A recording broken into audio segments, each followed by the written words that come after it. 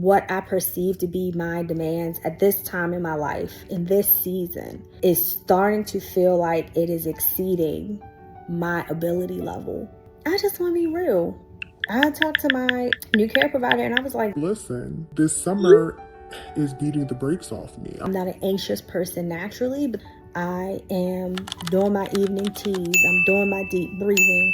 I have better sleep hygiene. I don't have caffeine. I do my daily meditation, my time with God, and I'm still feeling anxious. I explained my situation, why I felt like it was situational, being a business owner, being a psych MP student, and having a spouse with disability and fluctuating medical needs, and even just my own fluctuating medical needs, as well as this being, typically a season associated with grief for us because of the loss of my mother-in-law.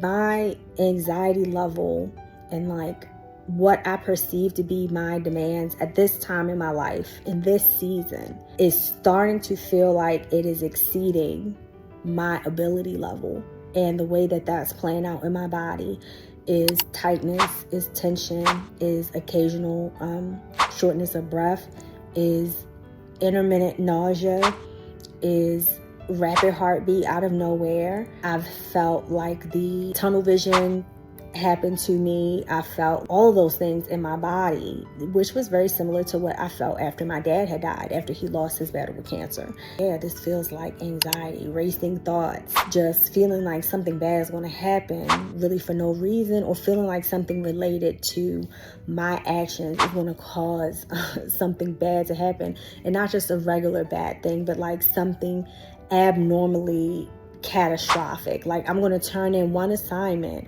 that's only worth 5% of my grade, and it's going to invalidate the entire semester's worth of work that has already been graded. Like these are the type of irrational thoughts that are like, this could happen, this could happen. It's still a big step for me. I still feel awkward, even though I'm in this field, have worked in this field, and am pursuing additional education and licensure in this field. It's still kind of awkward to be like, hey, yeah, I'm flailing. I feel like I'm flailing. I feel uncomfortable. That's not really my baseline and how I feel from day to day, and I don't want to feel this way.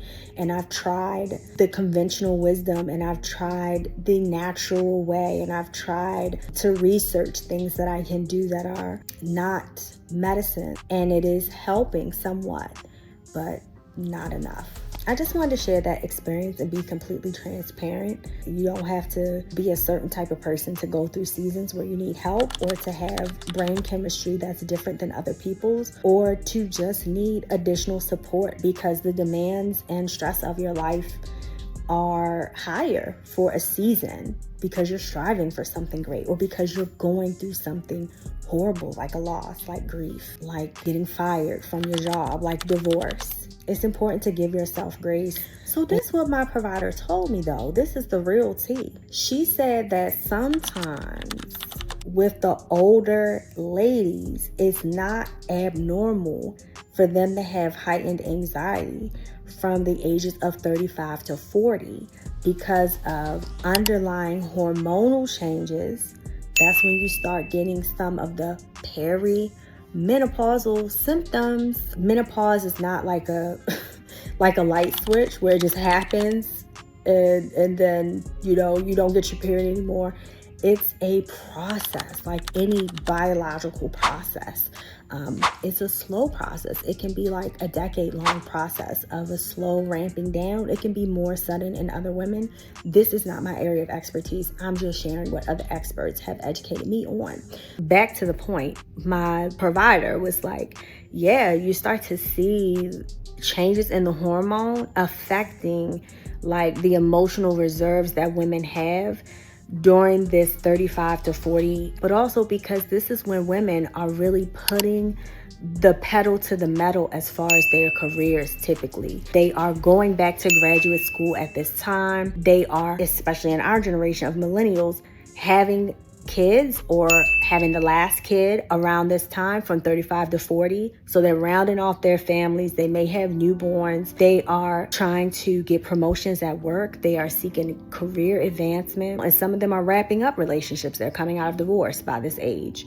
But she said like all those big life changes is usually like increased stress for women between 35 and 40, changing family situations, beginning to have to care for an elder parent who typically you wouldn't have to care for them until they're 80, but because everyone is sicker quicker here in the US, they now need care sooner, or they now need support sooner, and that typically traditionally falls on women.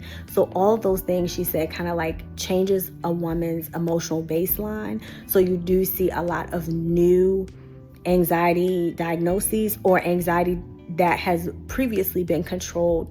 It's like we kind of burning through those reserves at this time. So that really helps me feel like, Dang, I'm not the only one. I am going through all of these things that she said are contributing factors. So I don't have to feel guilty for not having enough right now to like manage everything in my life, and for asking for, hey, you know, I feel myself starting to slip. Can I get a lifeline? I'll remember that when I'm a practitioner. Women and men, look out for yourselves. Take care of yourselves. All right, that's it. Love you. Bye. About to do this intake appointment.